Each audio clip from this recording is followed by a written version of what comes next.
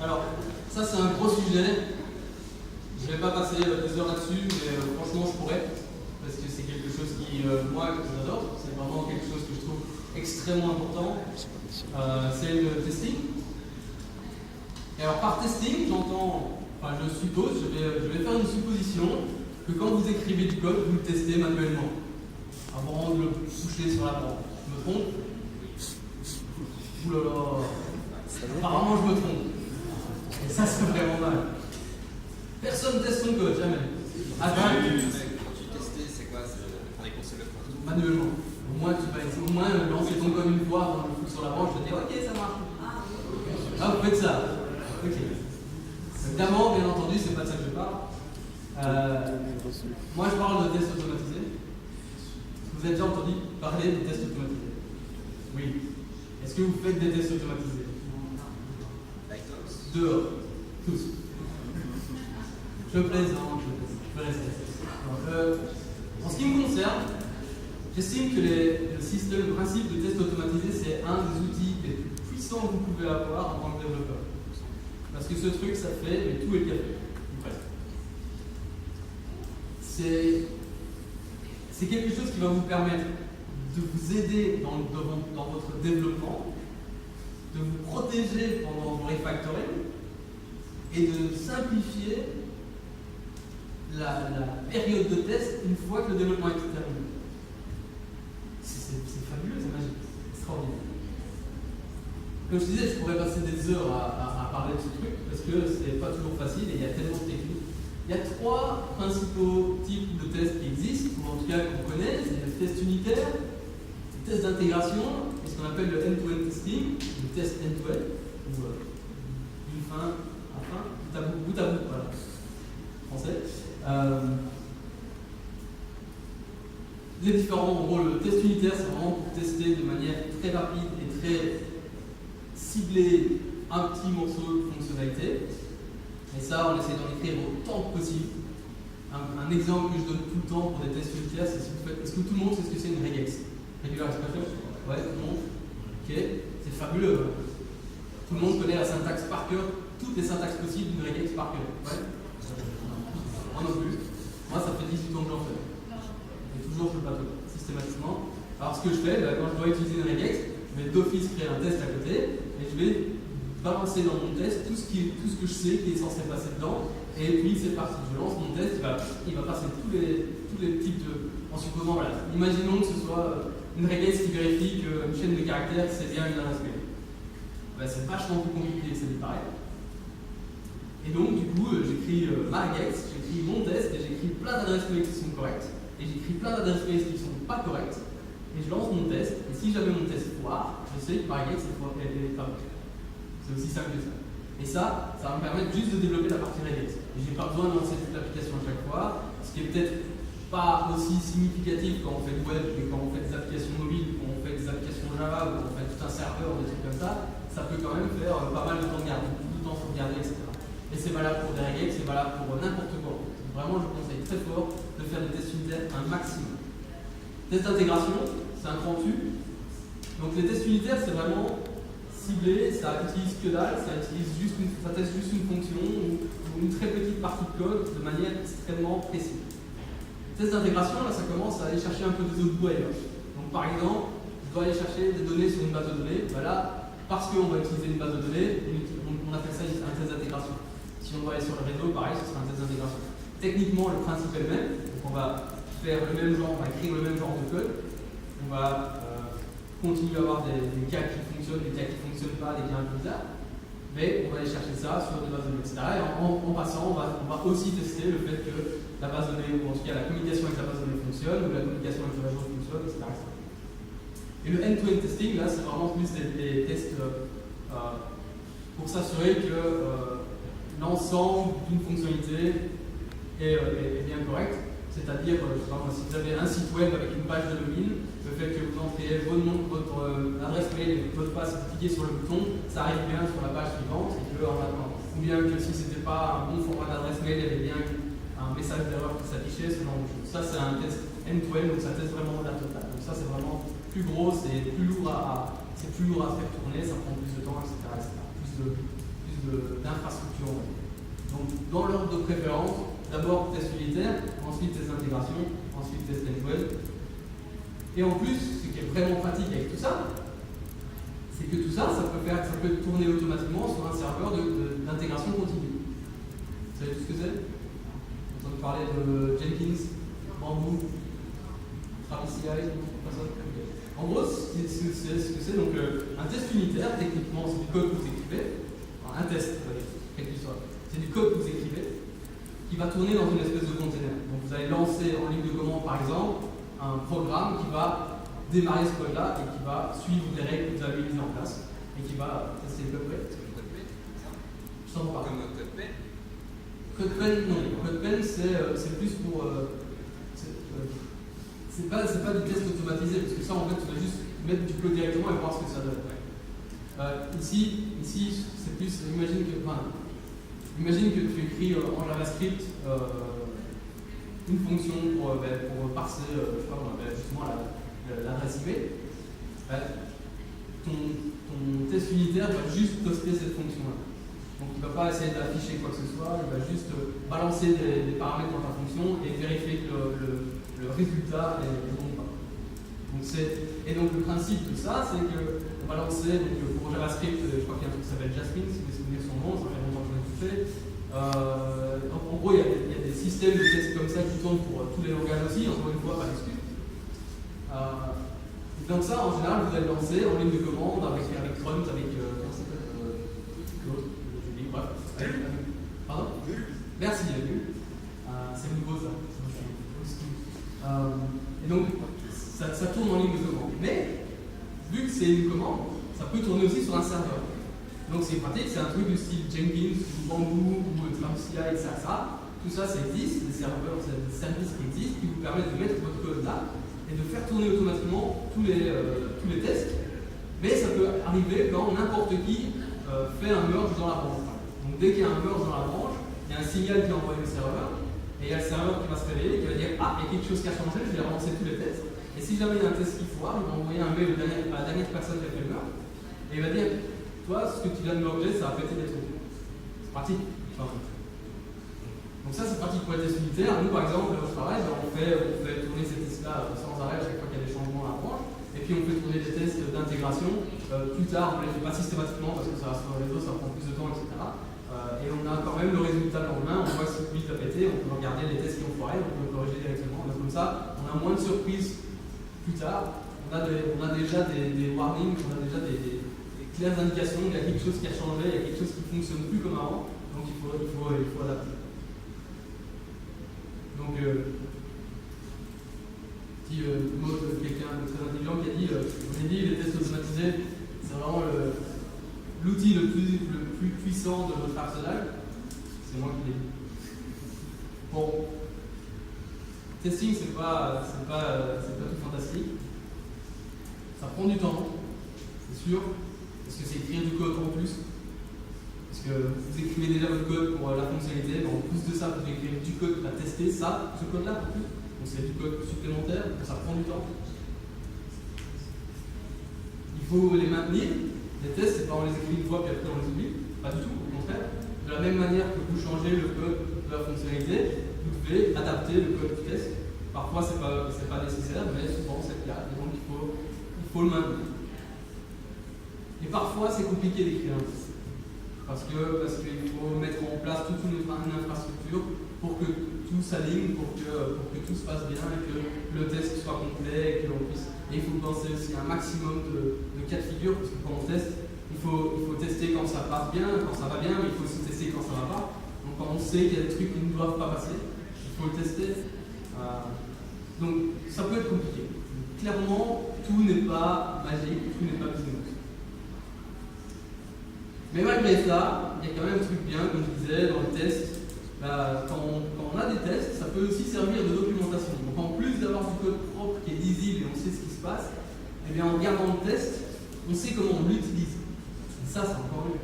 Donc en regardant le test, on peut savoir, tiens, cette fonction-là, ben, je sais qu'elle doit être utilisée de cette manière-là, avec ce genre de paramètres-là, et je sais qu'avec cet autre genre de paramètres-là, ben, ça va péter, ou alors en tout cas, ça va réagir tel que ça doit réagir quand il y a quelque chose qui arrive qui n'est pas bon. Donc c'est aussi une forme de documentation qui est très intéressante. Ça sert aussi de safety net, donc ça sert aussi de protection au moment du refactoring. Encore ce mot refactoring, bien refactoring, c'est important, refactoring. Refactoring, ça arrive tout le temps, mais c'est important aussi de dire, voilà, il y a la fonctionnalité de login qui a été faite il y a longtemps, ça existe, enfin, le produit existe, le site est là, tout le monde se log depuis des mois et des mois et des mois et ça marche, super. On a changé un petit peu la façon dont on vérifie le mot de passe. Et on n'a pas changé, on n'a pas adapté les tests, etc. Donc les tests vont tourner tout seuls magiquement sur leur serveur, et puis pouf, ça pète parce que en fait, le système de vérification du mot de passe est plus le même qu'avant, et donc les tests passent plus de la même manière, etc. Ouf, heureusement, on n'a pas foutu ça en prod, tout va bien, on peut corriger avant que ça passe en prod. C'est vachement pratique. D'ailleurs, je ne veux pas vous faire peur, mais si vous avez la chance de ne travailler que sur des projets à partir de rien, de créer des projets de rien, c'est fabuleux. Maintenant, dans la vraie vie, ça ne va pas arriver tout le temps. Souvent, vous allez arriver dans des boîtes, dans des trucs où le projet existe depuis un moment.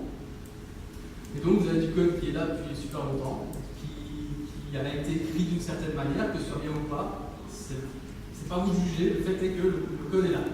Le code, il est là, il faut le maintenir, et il doit vivre comme ça, et vous pouvez l'améliorer, vous pouvez le refactorer, vous pouvez aller plus loin.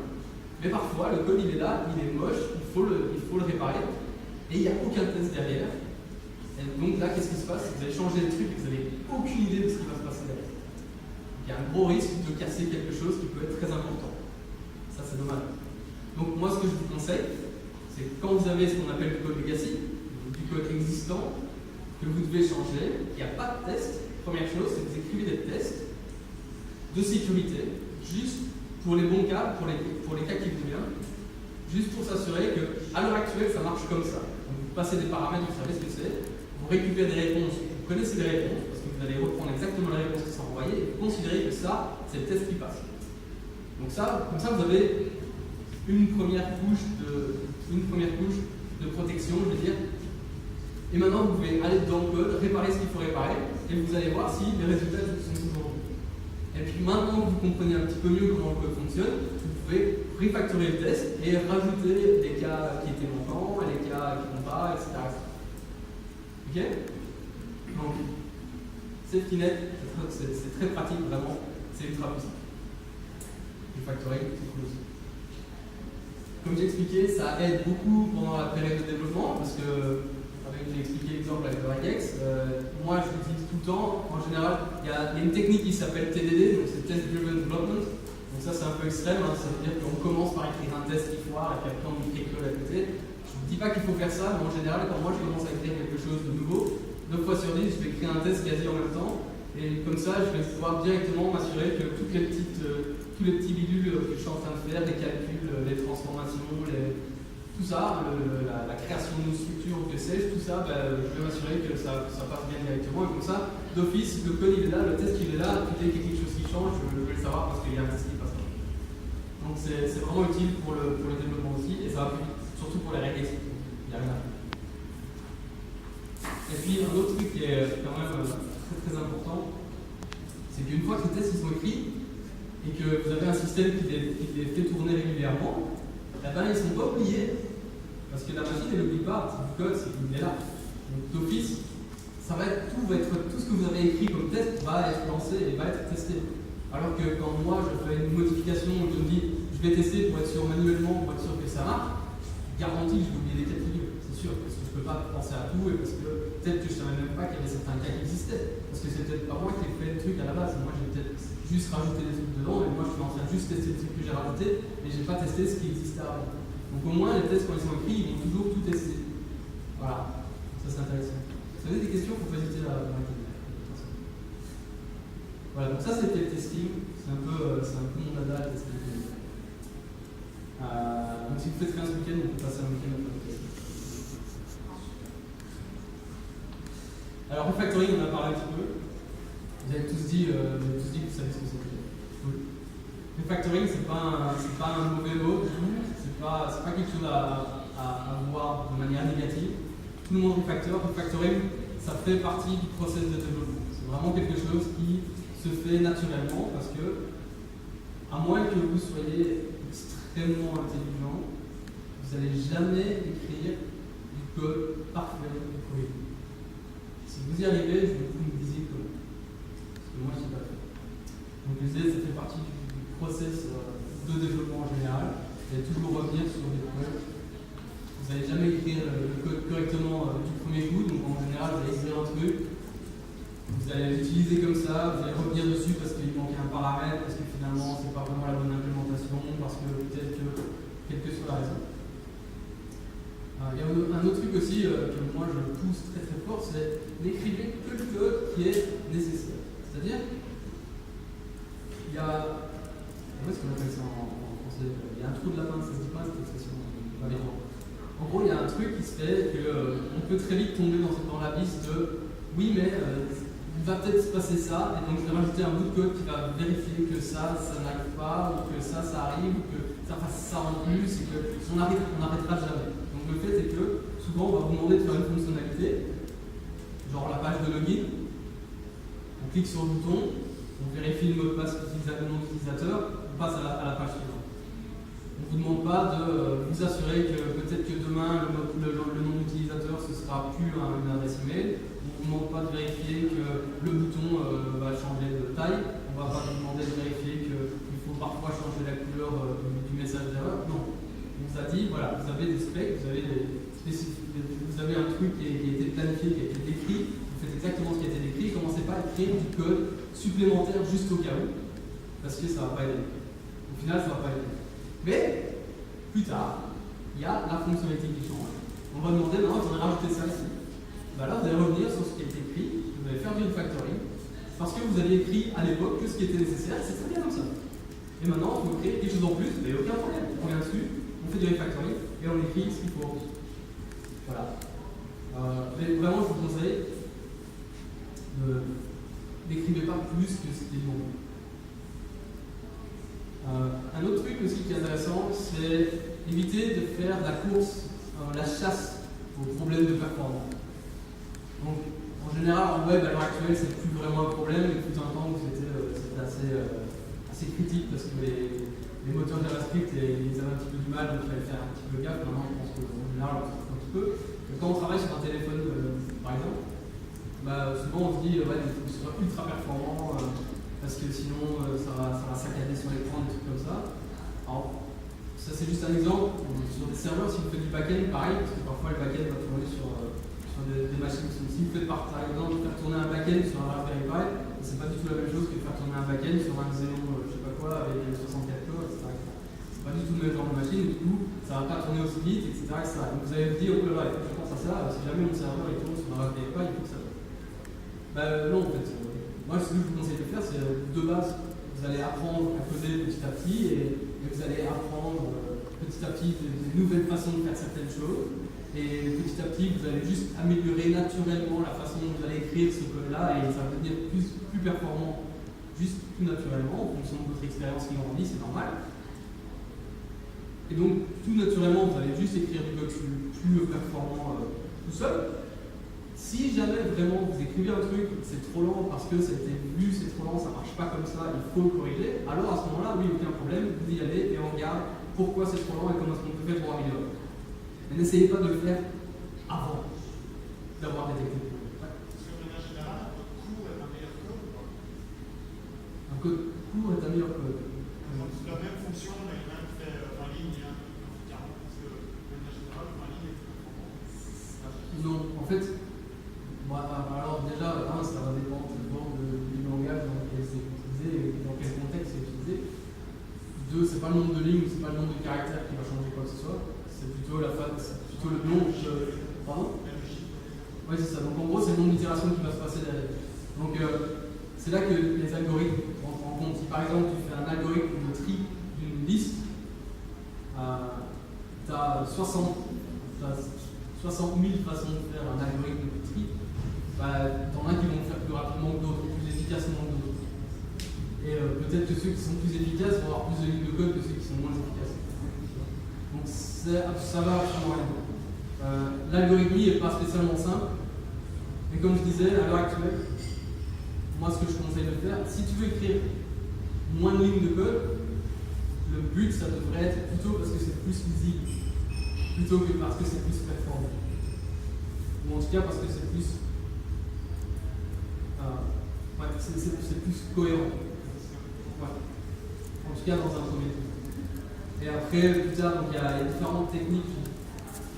Comme je disais, du code cohérent pour moi parce que ça donne du code cohérent pour toi. Donc il y a du code facile pour moi parce que ça donne du code facile pour toi. Il y a différentes techniques de programmation qui existent.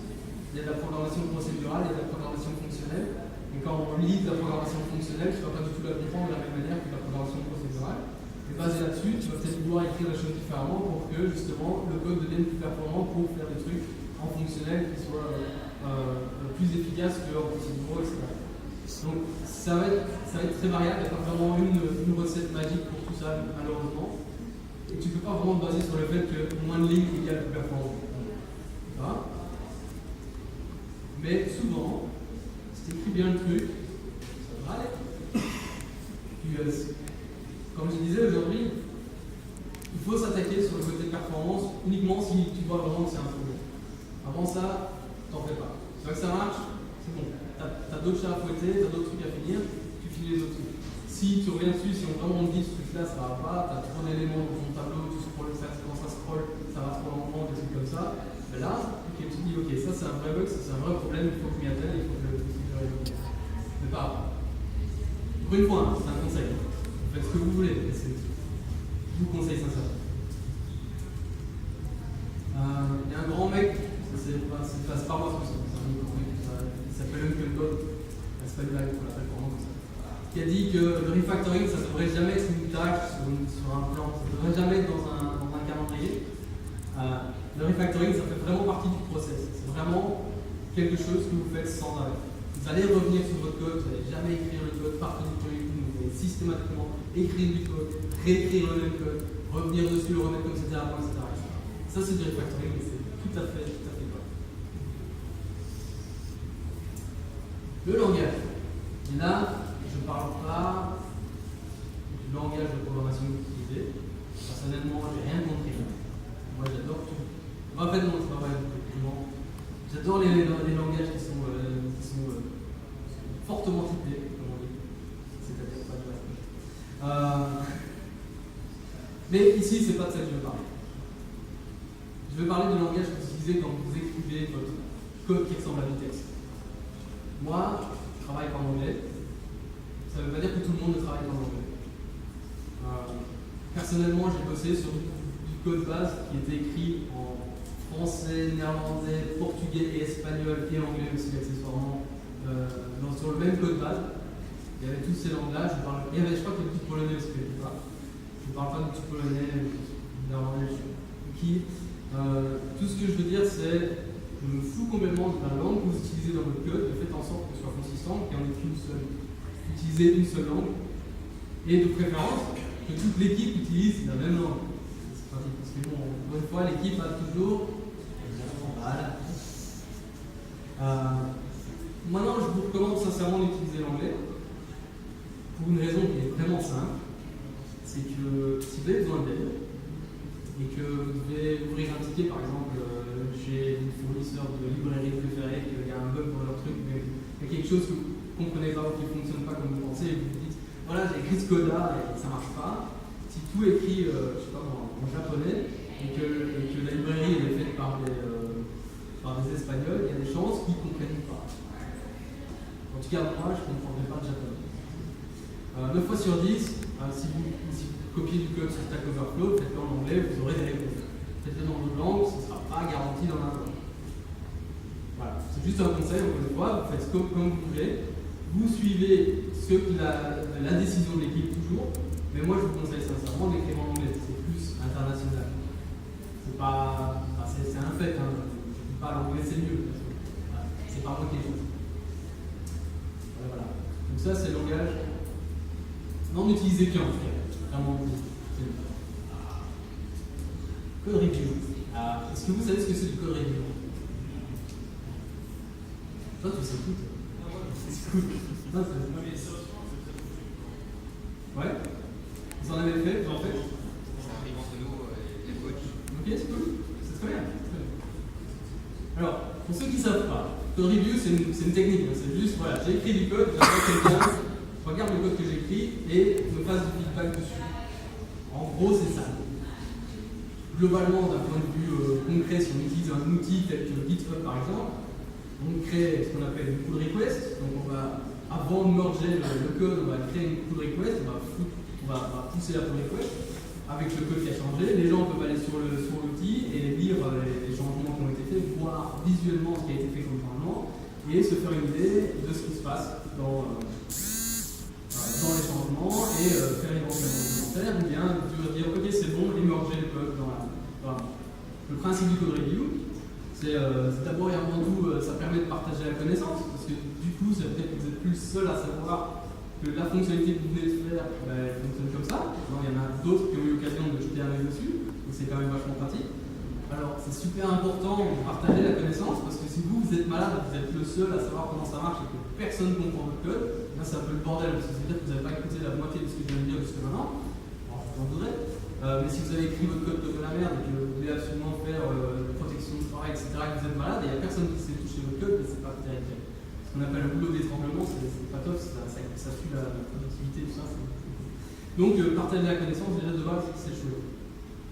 Ça permet d'apprendre plein de choses parce que c'est pas parce que moi j'écris des choses que d'autres peuvent pas m'en apprendre. Donc moi j'ai écrit un truc et il y a quelqu'un qui me dit ouais ben ça en fait tu pourrais écrire de cette façon-là. Super. Nous par exemple on a utilisé cette technique-là. On a Android ça s'écrit en Java, mais récemment ils ont décidé, donc Google a décidé d'utiliser Kotlin comme langage officiel pour faire de l'Android. Et donc tout le monde était content, on s'est dit chouette, un nouveau langage de programmation, donc on a commencé, donc tout le monde dans l'équipe ne connaissait pas Kotlin du tout. Donc on a utilisé les code reviews comme outil d'apprentissage du langage.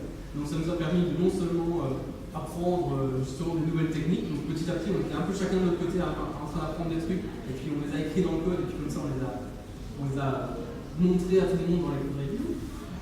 Et puis en plus de ça, d'autres qui font pareil, et du coup moi j'ai appris des trucs, et eux ils ont appris des trucs, etc. C'est super pour apprendre des trucs. C'est aussi super pour donner votre opinion, faire des critiques constructives, mais des critiques constructives. Parce que si c'est juste dire c'est de la merde, moi j'aime pas ça, je trouve pas ça drôle, je trouve pas ça intéressant, je trouve pas ça motivant, c'est complètement inutile. Tandis que faire des critiques constructives, donc donner votre opinion, c'est une critique constructive. Dire moi je pense pas qu'on doit faire ça comme ça, c'est pas suffisant, moi je pense pas qu'on doit faire ça comme ça, moi je propose plutôt de faire cette option-là. Voilà une autre possibilité. Qu'est-ce que vous en pensez? Et puis là, il peut y avoir débat, il peut y avoir réflexion, une conversation, etc. Ça, c'est super intéressant, c'est comme ça qu'on grandit. Enfin, pas comme ça. Ouais, c'est trop tard, je crois.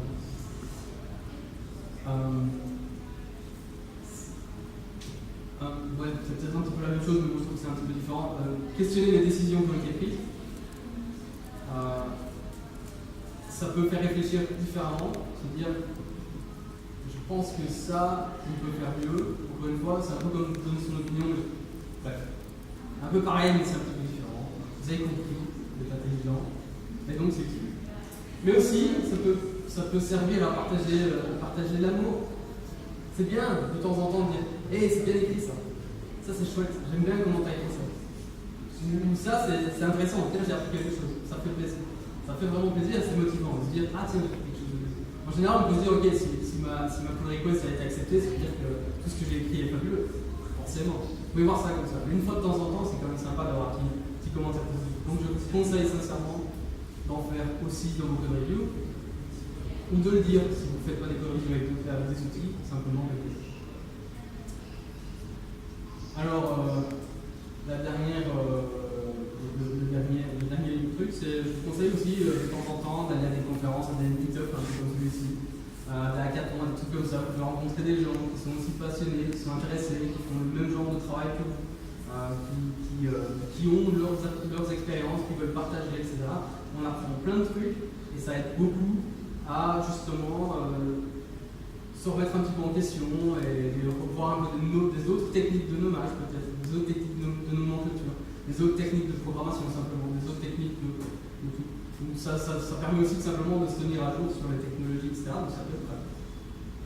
Donc moi je vous conseille, si vous pouvez, pas tous les jours, si vous pouvez de temps en temps, même quand vous n'êtes pas obligé de le faire, aller à ce genre de truc, ça peut être sympa. Il y a des gens qui parlent mieux que moi aussi parfois. Donc voilà, en résumé, tout ça, donc essayez de travailler en équipe, nommage c'est difficile, écrivez le code pour les autres, évitez les commentaires au maximum, faites attention au warning, les tests automatisés c'est absolument fabuleux, le refactoring ça se fait tout le temps, c'est pas mal, utilisez une seule langue de communication dans votre code, et utiliser le code review c'est vraiment chouette, et puis add event c'est pratique. Donc tout ça, je pense, ça peut vraiment vous aider à écrire du code qui fait du sens, en général, à faire du code qui est robuste, qui est solide, et tout ça, parce que vous allez, ça devrait devenir plus ou moins des automatismes, des habitudes qui vont revenir régulièrement. J'ai quand même une dernière chose à dire. Il y a deux versions. Ça, c'est pour les plus vieux. Pour moi, c'est quelque chose d'assez important qu'on ne dit pas assez souvent. Et j'espère que c'est complètement évident pour tout le monde, mais je pense que c'est vraiment important de le mentionner. Ça a forêt, parce qu'encore une fois, les slides sont en anglais. N'oubliez pas de vivre